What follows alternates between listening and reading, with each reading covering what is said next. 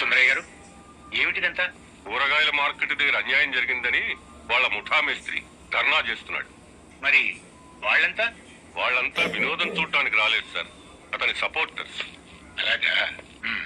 Sir మీరు అంటే ఇదంతా క్షణంలో క్లియర్. అక్కర్లేదు, నువ్వు చేసిన ఘనకార్యం చూశాను. సుందరయ్య గారు రండి.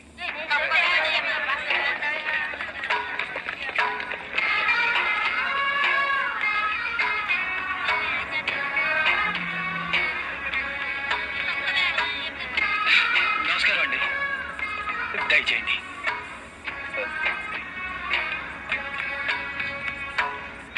ఏమిటయ్యా ఇదంతా? న్యాయం కోసం పోరాడుతుంటే